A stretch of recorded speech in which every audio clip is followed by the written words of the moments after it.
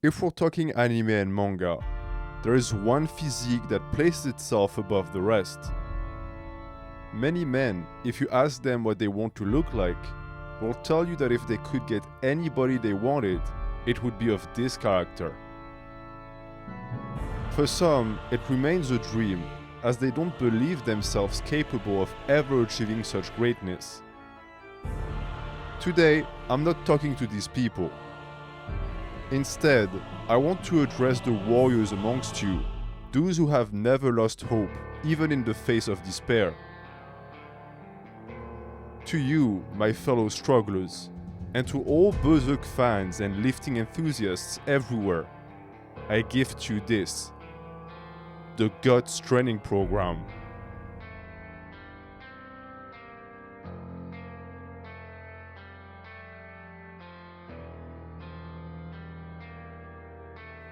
Now, if we're discussing Guts physique, we have to decide which era we're selling on, as his muscular development varies greatly from arc to arc, in some cases being a bit too unrealistic or imbalanced. To me, the moment to shoot for is the Golden Age arc, as it best captures the essence of the character's shape and what makes it so appealing.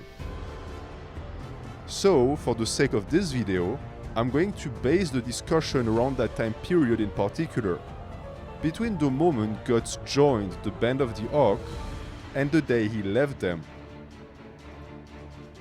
During that time, our hero went through an impressive transformation, and that is what I'm going to help you replicate with this training program I made.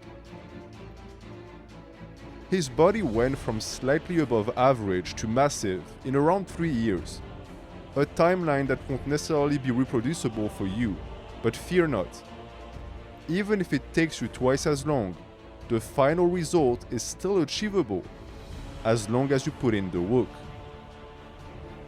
This also means that you have to start from somewhere, as Guts wasn't exactly a noob when he first joined the Arcs. He already had years of physical development under his belt by that point in the story, and the program I crafted reflects that. You will not be able to handle the amount of fatigue it'll put you through with untrained muscles. So before you start your grind towards achieving Guts physique, start by jumping on either the Adam or Baki Anma programs I put in the description. Yes, it will lengthen the journey, but keep in mind that Guts himself spent around 7 years building his body before the start of the Golden Age arc. So it's not unreasonable for you to spend at least 2 years on a novice program before you can start truly getting to work. Keep in mind that it's all part of the process. Speaking about process, you can also expect to experience every single stage that Guts himself went through, as he didn't transform into a hunk of muscle and iron from one chapter to another. Kentaro Miura, on top of being a genius scenarist and formidable manga artist, also had a deep understanding of the human body. And so the transformation he depicts in his story is more realistic than some give him credit for.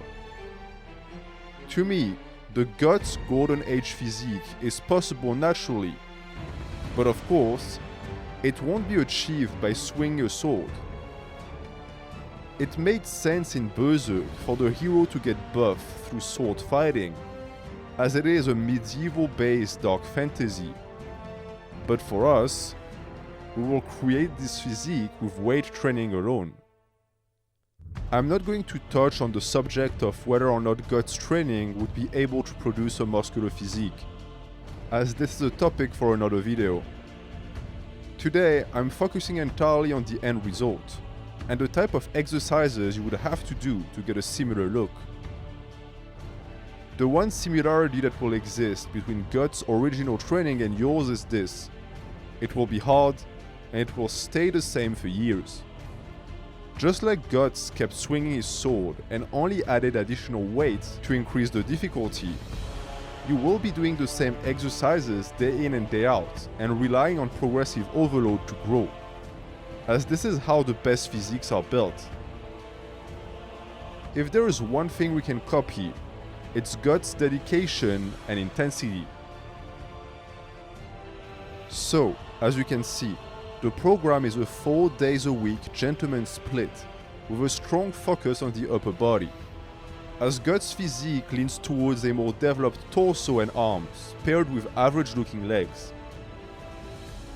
Not to say that they're tiny by any means, but they're much smaller than the rest of his body, which is an important component of why his physique looks the way he does. Thus, you will be training 4 times a week, with 48 hours in between each session, save for the last 2 days of the program that are done back to back. 2 of these sessions will focus entirely on the upper body, with the other 2 offering a mix of upper and lower. This program works the entire body, but the muscles of the arms, shoulders, chest, abs, and upper back are targeted in priority, as these were a priority for Guts as well.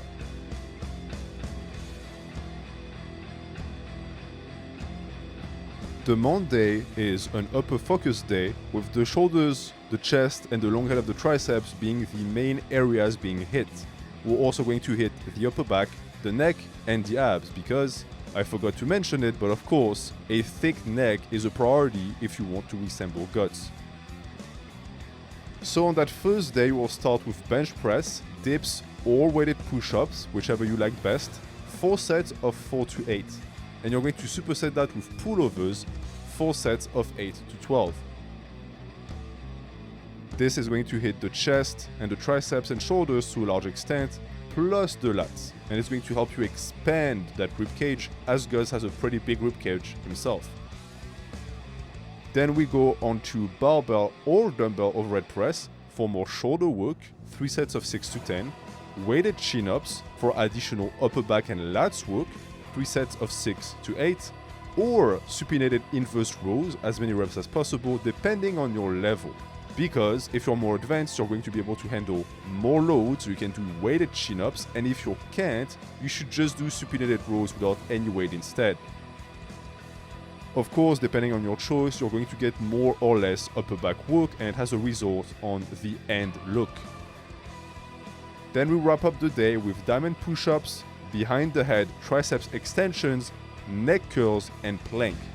So this is a way to really wrap up the day, finish up the chest and the triceps, get some long head of the tricep work in, train your neck and train your core as well. You can do any planks you want, you could even do any type of sit-ups you want in reality, just train your abs. If you want to look like Guts, you have to train your abs every single day. The Wednesday is also an upper focused day, but this time we're going to put the accent on the upper back. So the traps, the rhomboids, the lats to an extent. We're also going to train the biceps, the lower back, because we'll be doing pulls. So in a sense, the hamstrings are also going to get involved, and the forearms. Forearms are also going to be important to resemble Guts. You start with barbell rows, 4 sets of 6 to 10, or deadlifts, 3 sets of 3. On this, you're going to alternate weekly, so one day you do the rows, the other week for the same day you do the deadlifts, one or the other, not the two. It is possible to do the two. If you so choose, please start with the deadlift, then do the rows, but I do not recommend it. And you superset that with single leg calf raises.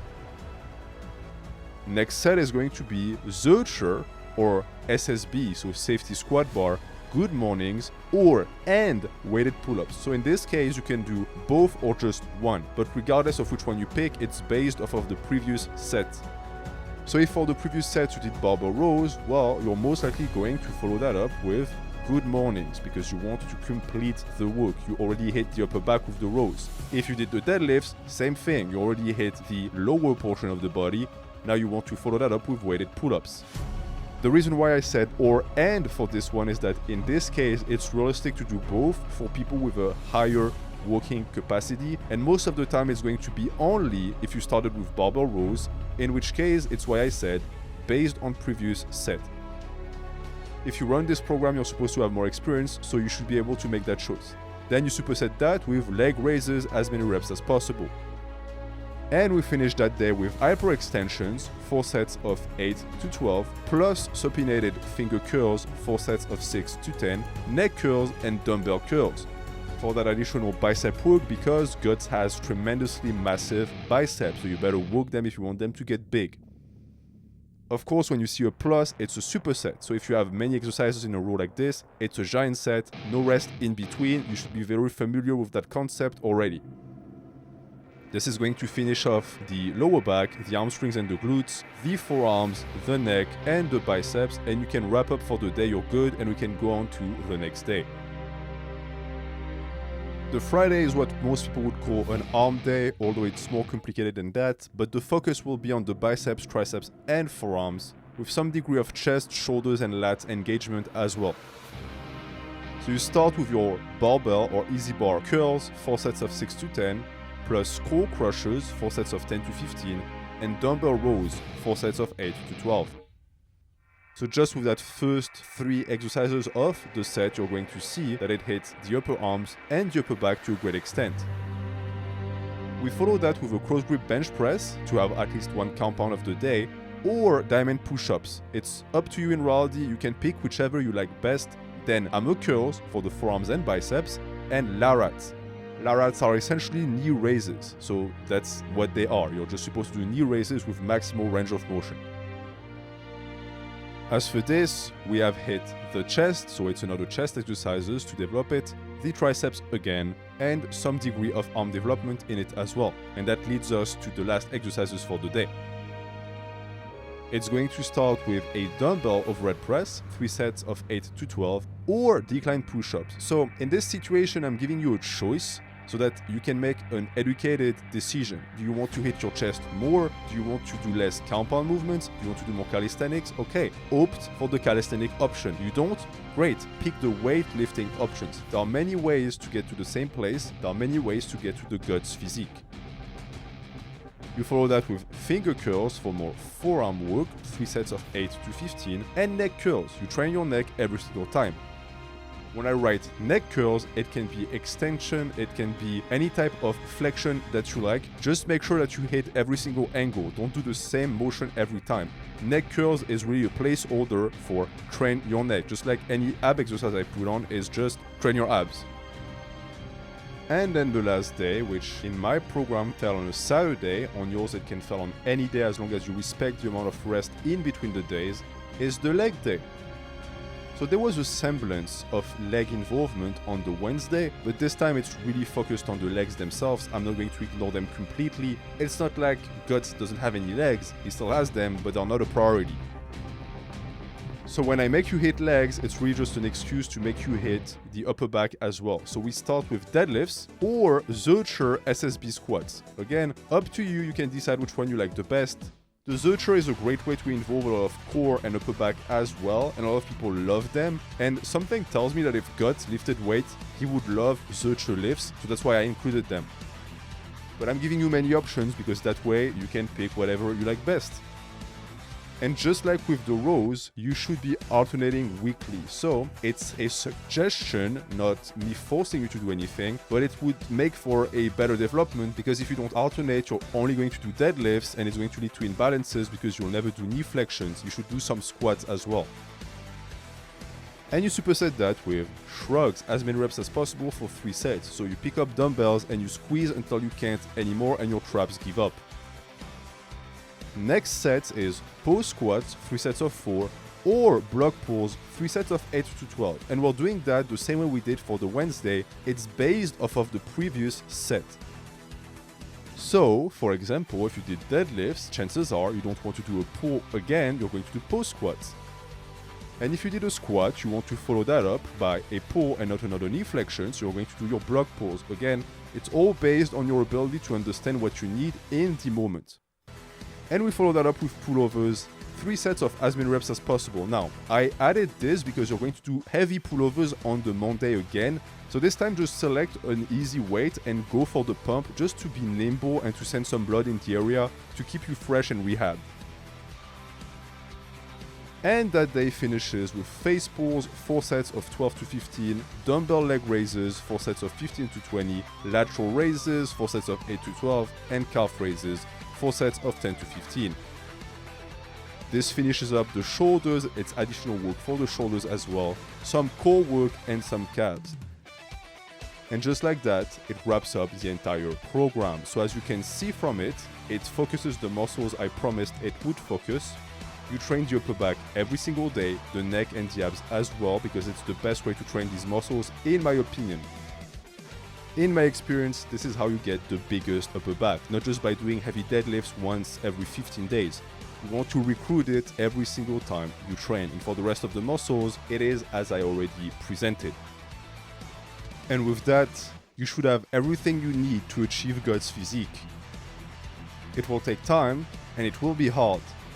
But if you don't despair of your fate, you'll get there. Remember, causality is the law of cause and effect. Become the master of the cause and you control the effect. Lift on, struggler.